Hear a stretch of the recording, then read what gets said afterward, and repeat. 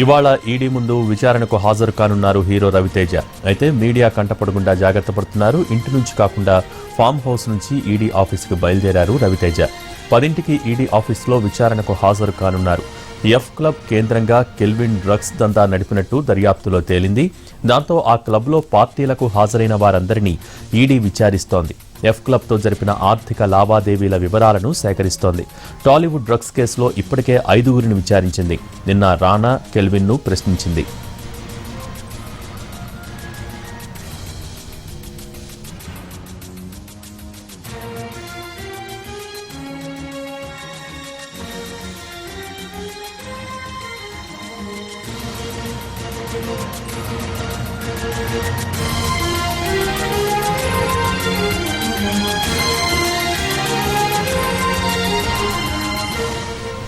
ED విచారణకు సంబంధించి live updates ఇవ్వడానికి మా ప్రతినిధులు సిద్ధంగా ఉన్నారు. ప్రస్తుతం రవితేజ ఇంటి దగ్గర నుంచి రాధాకృష్ణ, అలాగే ఈడీ ఆఫీస్ నుంచి కమల్ సిద్ధంగా ఉన్నారు. ముందు రవితేజ ఇంటి వద్ద పరిస్థితి చూద్దాం. రాధాకృష్ణ, ప్రస్తుతం రవితేజ మీడియా కంటపడకుండా జాగ్రత్త పడినట్లుగా తెలుస్తుంది. ఏంటి అప్డేట్స్ ఏంటి?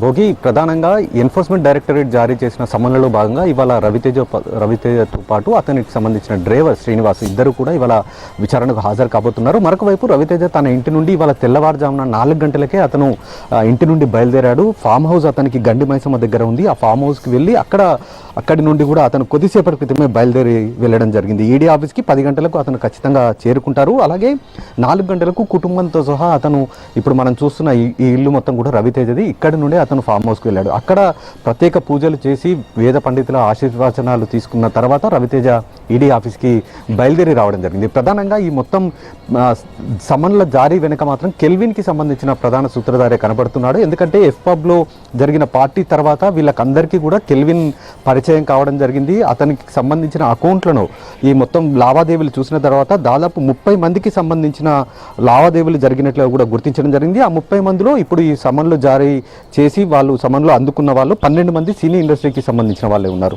అందులో ఇప్పటికే 5గురు విచారణకు హాజరయ్యారు. ఇందులో డైరెక్టర్ పూరి జగన్నాథ్తో పాటు నటి ప్రొడ్యూసర్ చార్మి, అలాగే నటుడు నందు, హీరో రానా, హీరోయిన్ రకుల్ వీళ్ళు ఇప్పటికే విచారణకు హాజరయ్యారు. వాళ్ళందరినీ కూడా దాదాపు 7 నుంచి 8 గంటల పాటు విచారణ కూడా చేశారు. ఇవాళ మరి రవితేజతో పాటు అతనికి సంబంధించిన డ్రైవర్ శ్రీనివాస్ ఇద్దరు కూడా ఈ కేసులో సమన్లు అందుకున్న వాళ్ళలో ఉన్నారు. వాళ్ళని ఈరోజు ఈడీ విచారణ చేపట్టబోతుంది. రవితేజతో పాటు డ్రైవర్ శ్రీనివాస్కి సంబంధించిన అకౌంట్ నుండి ట్రాన్సాక్షన్ జరిగినట్లు కూడా గుర్తించడం జరిగింది. కాబట్టి అతనికి కూడా సమన్లు జారీ చేయడం జరిగింది. ఎందుకు డ్రైవర్ శ్రీనివాసు ఈ కెల్విన్కి అకౌంట్ నుండి ట్రాన్స్ఫర్ చేశాడన్నది కూడా అతని నుండి వివరాలు సేకరించే ప్రయత్నం కూడా చేయబోతున్నారు. మరొక వైపు ఇప్పటికే రవితేజకు సంబంధించిన దాంట్లో అతని కుటుంబం నుండి అతని బ్రదర్ ఇప్పటికే డ్రగ్స్ కేసులో ఉండడం జరిగింది. అతని పలుమార్లు కూడా అరెస్ట్ కూడా చేయడం జరిగింది. మళ్ళీ ఇప్పుడు రవితేజ ఎక్సైజ్ ఎన్ఫోర్స్మెంట్ విచారణ తర్వాత ఇప్పుడు ఈడీ ఆఫీస్కి వెళ్ళబోతున్నాడు. తన వెంట అతనికి సంబంధించిన 2015 నుండి 2018 వరకు ఉన్న బ్యాంక్ అకౌంట్ లావాదేవీలకు సంబంధించిన స్టేట్మెంట్లను కూడా వెంట తీసుకెళ్లబోతున్నాడు. అతనితో పాటు అతనికి సంబంధించిన డ్రైవర్ శ్రీనివాస్ కూడా తన వెంట ఈ మొత్తం స్టేట్మెంట్లను తీసుకొని వెళ్ళబోతున్నాడు. కెల్విన్ని రోజు అంటే గత 2 రోజులుగా నటుడు నందు వచ్చిన విచారణ తర్వాత నుండి కూడా కెల్విన్ని నేరుగా ఈడీ కార్యాలయానికి తీసుకొని వస్తున్నారు. సిఆర్పిఎఫ్ బందోబస్తు మధ్య అతన్ని తీసుకొని వస్తున్నారు. నటుడు నందును కూడా కెల్విన్ ఎదురుగా ఉంచి విచారించారు. అలాగే రానాని కూడా విచారించడం జరిగింది. ఇవాళ కూడా మరి రవితేజతో పాటు శ్రీనివాస్ని కెల్విన్కి ఎదురుగా ఉంచి విచారిస్తారా? అసలు కెల్విన్ ఏం చెప్తున్నాడు ఈడీ ఆఫీస్లో? వీళ్ళకు ట్రాన్సాక్షన్ ఎందుకు చేయాల్సి వచ్చింది? ఆ అకౌంట్లలోకి కెల్విన్కి సంబంధించిన అకౌంట్లలోకి వీళ్ళ బ్యాంక్ అకౌంట్లకు సంబంధించిన వాటి నుండి ఎందుకు ఆర్థిక లావాదేవీలు జరిపారనేది ప్రధానంగా ఈడీ దృష్టి సారించింది. మరొక వైపు ఈ మొత్తం వ్యవహారం వెనక హవాలా కూడా ఉన్నట్లు కూడా గుర్తించడం జరిగింది. హైదరాబాద్కు సంబంధించిన ఒక హవాలా గ్యాంగ్ ఈ మొత్తం వ్యవహారాన్ని నడిపింది. అందులో భాగంగానే వీళ్ళందరూ కూడా ఇన్వాల్వ్ అయి ఉన్నారనేది కూడా ఈడీ భావిస్తుంది. అందులో భాగంగానే సమన్లు జారీ చేసి విచారిస్తున్న సందర్భం ఒకవైపు కనబడుతుంది. మరి ఎంతవరకు రవితేజ ఈ రోజు జరుపుతున్న విచారణలో ఈడీ అధికారులకు సంబంధించిన అనుమానాలు, వాళ్లకు స్టేట్మెంట్లలో లభించిన ఆధారాలు వాటినన్నిటినీ ఏ విధంగా అతను సమాధానాలు చెప్తాడనేది కూడా వేచి చూడాల్సిన పరిస్థితి ఉంది. శ్రీనివాసును కూడా విచారిస్తారు. శ్రీనివాసుని, రవితేజని ఇద్దరిని ఒకేసారి విచారిస్తారా లేకపోతే వేరువేరుగా విచారిస్తారా అనేది కూడా వేచి చూడాల్సిన పరిస్థితి ఉంది. మరొక వైపు ఈ కేసులో ఎక్సైజ్ ఎన్ఫోర్స్మెంట్ 2017లో జరిపిన దర్యాప్తులో వీళ్ళందరినీ కూడా ఎవరిని కూడా ఛార్జ్ షీట్లో పేరు పెట్టలేదు. కాబట్టి మరి ఈ రోజు ఈడీ జారీ చేసిన సమన్లలో వీళ్ళని నిందితులుగా చూస్తారా లేకపోతే వీళ్ళని బాధితులుగా చూస్తారా అనేది కూడా వేచి చూడాల్సిన పరిస్థితి ఉంది. ఎందుకంటే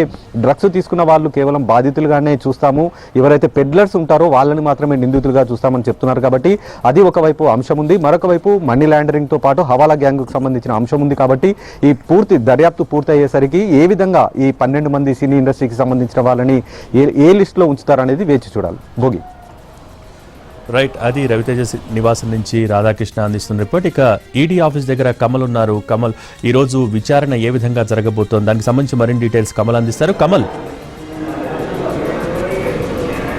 ఈరోజు ఉదయం 10:30 ఈడీ అధికారుల ముందు హాజరు కావాలంటూ కూడా ఈడీ రవితేజకు నోటీసులు జారీ చేసింది. రవితేజతో పాటు రవితేజ డ్రైవర్ శ్రీనివాస్ కూడా నోటీసులు జారీ చేసింది. గతంలోనే ఎక్సైజ్ అధికారుల విచారణ ఎదుర్కొన్నటువంటి రవితేజ డ్రగ్స్ కేసుకు సంబంధించి ఎఫ్ క్లబ్ కేంద్రంగా సాగినటువంటి డ్రగ్స్ దందాలో కెల్విన్ పాత్రతో పాటు కెల్విన్ బ్యాంక్ అకౌంట్లు, బ్యాంకు లావాదేవీలకు సంబంధించినటువంటి ఆర్థికపరమైనటువంటి అంశాలన్నిటినీ కూడా పూర్తి స్థాయిలో ఈడీ అధికారులు సేకరించారు.